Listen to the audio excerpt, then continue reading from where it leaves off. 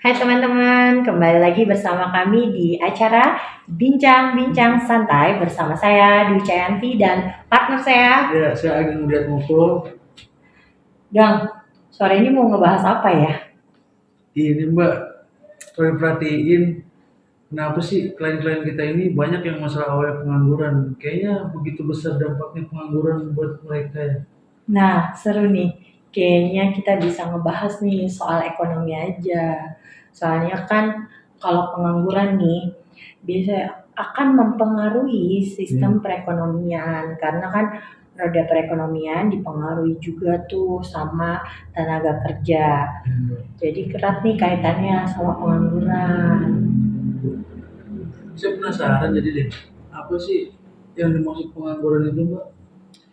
Pengangguran itu masuk ke sekelompok orang atau usia yang masuk ke dalam angkatan kerja tapi belum mendapatkan pekerjaan maupun masih atau sedang mencari pekerjaan. Gitu deh Gang kurang lebihnya. Apa sih yang penyebab mereka jadi pengangguran itu Mbak? Banyak faktor ya, bisa salah satunya kurang keterampilan, kurang pendidikan juga, terus sama kesempatannya juga yang kurang, kayak misalnya nggak tersedia tuh lapangan pekerjaan, terus apa ya, dia tuh SDM-nya kan rendah ya, sedangkan yang dibutuhkan kayak zaman sekarang nih lebih ke yang melek teknologi lah gitu. Kalau dampaknya pengangguran itu buat mereka itu apa sih Mbak? Dampaknya buat negara buat kayak gitu. negara, ya benar. Yang pasti ada penurunan pendapatan per kapita ya. Ya, benar sih, Mbak. Terus penurunan pendapatan negara kan biasanya pendapatan negara salah satunya itu dari pajak. Kalau seseorang nganggur otomatis dong dia nggak punya pendapatan, nggak bayar pajak juga. Nah yang ketiga nih yang tadi awal kita bahas ya, kenapa klien-klien kita banyak nih yang masalahnya karena pengangguran, yaitu karena beban psikologis yang mereka rasain. Karena timbulnya harga diri rendah nih dari klien-klien kita yang pengangguran. Terus yang berikutnya bisa juga menimbulkan pengeluaran negara yang lebih besar. Soalnya kan kayak ada subsidi-subsidi nih, kayak zaman sekarang bantuan tunai lah segala macam. Itu kan pakainya uang negara. Kalau banyak pengangguran banyak dong yang disubsidi ya kan. Yang serem nih yang terakhir, angka kriminalitas. Otomatis dong kalau namanya manusia harus memenuhi kebutuhannya. Kalau mereka nggak kerja, dia nganggur, terus dari mana dia memenuhi kebutuhannya? Satu-satunya jalan ya udah deh dari kriminalitas itu. Nah, serem kan? Terus tahu nggak sih Gang, kalau pengangguran itu mempengaruhi juga tingkat kemiskinan suatu negara. Iya, karena kan kalau keadaan kemiskinan itu nih pasti turun juga kan pendapatan negara yang tadi kita bahas.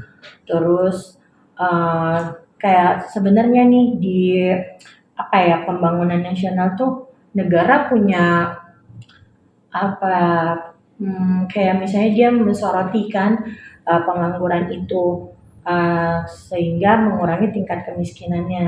Karena kalau tingkat kemiskinannya tinggi, otomatis jadi kemajuan negara itu terhambat. Pertumbuhan ekonominya juga nggak jalan. Gitu.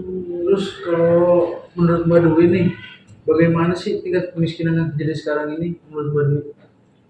Tingkat kemiskinannya di Indonesia masih cukup tinggi ya, karena kan belum merata juga tuh pembangunan sampai ke pelosok-pelosok. Jadi belum merata pertumbuhan ekonominya. Terus masih kurang berarti juga lapangan-lapangan pekerjaannya. Karena dengan kurangnya pengangguran, yang diperbanyak lapangan pekerjaan, otomatis mengurangi tingkat kemiskinan, dan itu akan mempercepat laju pertumbuhan ekonomi. Gitu, Berarti dua topik tadi bisa mengacu kepada pertumbuhan ekonomi yang ada sekarang ya, Mbak? Iya, betul banget. Dua faktor itu sangat menentukan ya. Ibaratnya gini, singkatnya, pengangguran yang tinggi bisa mempengaruhi bertumbuhnya tingkat kemiskinan semakin tinggi. Terus tingkat kemiskinan yang tinggi menghambat pertumbuhan ekonomi. Gitu ya, Mbak. Ada juga ya, Mbak, misalkan pertumbuhan ekonomi kita lagi rendah, terus negara sedang mengalami inflasi. Lu ngerti gak? Apa sih inflasi itu? Tahu lah, inflasi itu adalah kenaikan harga barang atau jasa yang terjadi secara terus-menerus dalam waktu jangka tertentu. Berarti banyak dampaknya dong. Banyak, Mbak. Apa aja tuh? Gue bacain yang gue tahu aja ya. Kayak masyarakat berpenghasilan rendah tidak dapat menjangkau harga barang yang mengalami kenaikan. Terus masyarakat lebih memilih menyimpan barang daripada membeli barang. Nah, terus masyarakat berpenghasilan tidak tetap akan mengalami penurunan atau merosot sehingga melebarkan kesenjangan distribusi pendapatan. Yang terakhir nih, perkembangan dunia usaha akan terhambat. Berarti bisa mempengaruhi PDB juga ya, Gang? Bisa lah, Mbak. Adeng tahu dong PDB itu apa? Tahu, Mbak. Kali aja teman-teman banyak nih yang nggak tahu soal PDB. Lebih tahu, Mbak. Kayak misalkan PDB itu sebagai ukuran suatu nilai ekonomi suatu negara yang dihasilkan oleh barang atau jasa di negara tersebut yang bisa minimal itu setahun sekali lah. Oh, di dalam kurun waktu 1 tahun ya. Iya, Mbak. Terus manfaatnya apa? Manfaatnya itu ada misalkan mengukur laju pertumbuhan nilai ekonomi suatu negara, terus pembanding kemajuan ekonomi antar negara, terus pertimbangan kebijakan pemerintah. 4 itu mengetahui struktur ekonomi suatu negara. Nah, yang terakhir mengetahui indikator kualitas hidup masyarakat di suatu negara tersebut. Berarti semuanya berkaitan ya dari awal, mulai dari pengangguran, tingkat kemiskinan, pertumbuhan terus ekonomi. mempengaruhi pertumbuhan ekonomi. Kalau inflasi juga turut mempengaruhi di PDB itu.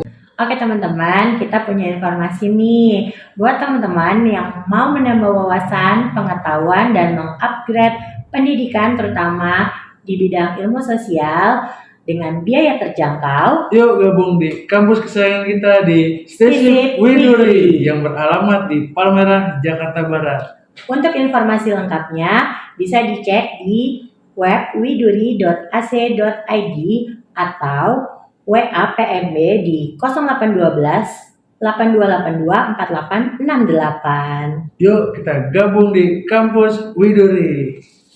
Dadah.